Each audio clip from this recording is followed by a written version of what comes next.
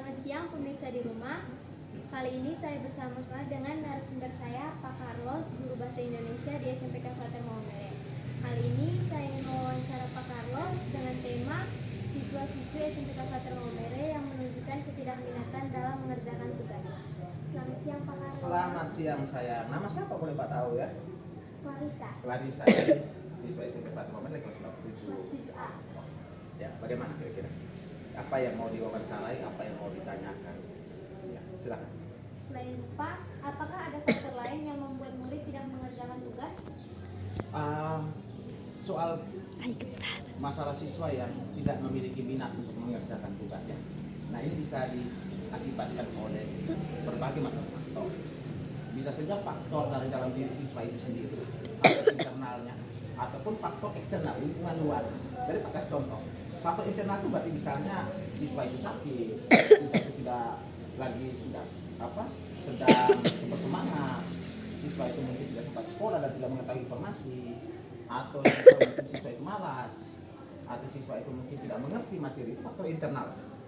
Tapi kalau faktor eksternal, dari misalnya faktor eksternal itu gangguan dari luar yang mempengaruhi dia tidak bisa mengerjakan tugas. Contoh ketika diberikan tugas dalam kelas, kemudian ada temannya yang mengajak hari kita main game, dia lebih terpengaruh dengan faktor eksternal. Nah itu yang kadang-kadang juga terjadi. Jadi ada dua faktor yang mempengaruhi kenapa siswa itu kemudian tidak memiliki minat yang baik untuk mengerjakan tugas. Selain faktor dari luar, faktor dalam diri sendiri. Nah faktor-faktor inilah yang kemudian menjadi masalah yang serius bagi siswa di lingkungan pembelajaran di sekolah. Misalnya faktor luar juga dipengaruhi oleh siapa? Ada selain siswa itu sendiri, faktor luar juga bisa dipengaruhi oleh kami bapak ibu guru yang kadang-kadang membebankan tugas yang terlalu berat yang tidak sesuai dengan kebutuhan murid atau tidak memetakan apakah murid ini mampu mengerjakan atau tidak. Waktu yang diberikan apakah terlalu cepat atau terlalu lambat. Ada kebijakan-kebijakan lain yang dipahami oleh guru atau tidak. Nah ini yang kemudian juga menjadi faktor dari luar yang mempengaruhi murid itu tidak bisa mengerjakan tugas. Faktor di rumah misalnya, kalau tugas rumah, kadang-kadang orang tua tidak peduli dengan tugas belajar, kemudian memberikan anak beban kerja yang lain, sapu rumah, ngepel, kasih makan hewan dan sebagainya. Akhirnya anak tidak punya waktu untuk belajar. Padahal tugas orang belajar itu selain bekerja mengurus orang tua, dia juga punya tugas untuk belajar. Jadi itu ada faktor internal dan faktor eksternal. Nah, selain malas, selain mungkin tidak punya waktu, selain mungkin tidak mengerti materi, selain mungkin beban tanggung jawab yang begitu besar dalam diri siswa, faktor di lingkungan anak itu sendiri juga ternyata sangat berpengaruh. Bagaimana peran Bapak Ibu guru untuk mengatasi masalah ini? Nah, kalau dalam konsep Pak Carlos ya, yang Pak Carlos sering menghadapi setiap hari. Yang Pak Carlos sering menghadapi setiap hari itu terkait dengan masalah anak yang tidak memiliki minat mengerjakan tugas. Itu biasanya Pak Carlos memberikan motivasi, ruang motivasi kepada anak untuk semacam kemudian mereka bisa memiliki satu semangat baru terhadap tujuan-tujuan yang harus mereka miliki, tujuan-tujuan pembelajaran yang harus mereka dapatkan.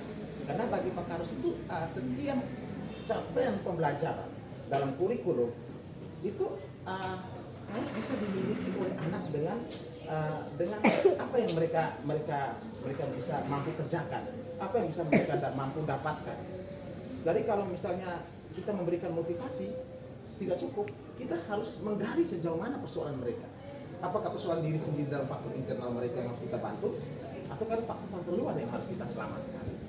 Sehingga motivasi dan juga kita memberikan solusi, mencari solusi bersama, bukan memberikan solusi. Kalau Pak itu lebih pada kita mencari solusi bersama dengan anak-anak kita di kelas, dengan adik-adik kita di kelas, sehingga mereka juga tidak merasa digurui, tapi mereka bisa menemukan sendiri jalan keluar mereka yang mereka yakini untuk bisa membawa mereka pada satu semangat baru, solusi baru untuk mereka.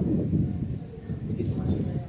Nah itu kalau dalam istilah kalau yang lebih tinggi lah, kalau Pak Carlos itu ada istilahnya namanya kita melakukan coaching terhadap peserta didik. Kita melakukan semacam pertukaran ide, kita saling menggali dalam pertanyaan dan jawaban yang bisa membantu siswa itu untuk menemukan jalan keluar ke depan.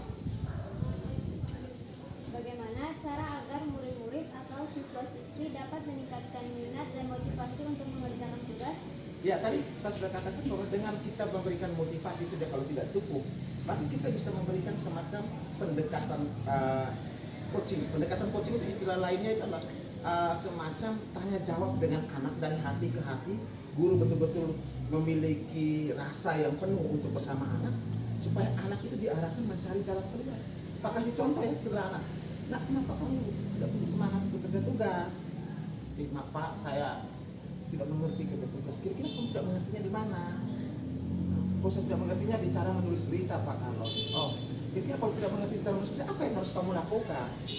Oh, saya harus bertanya kepada guru saya. Sudahkah kamu bertanya kepada Pak Carlos atau guru bahasa Indonesia lainnya?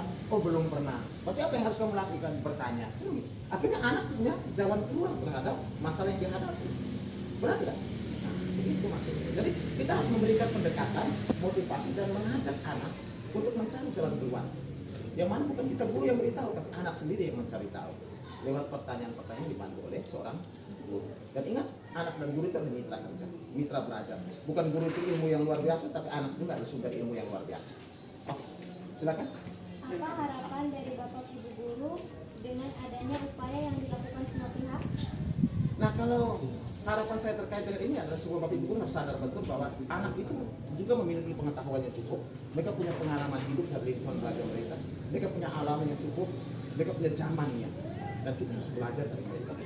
Banyak hal yang anak dapatkan yang belum tentu saya juga sebagai seorang guru bahasa Indonesia saya dapatkan. Sehingga itu yang namanya guru dan siswa dan mitra belajar. Kita saling belajar. Kamu juga sebagai seorang guru, Pak harus juga sebagai seorang guru.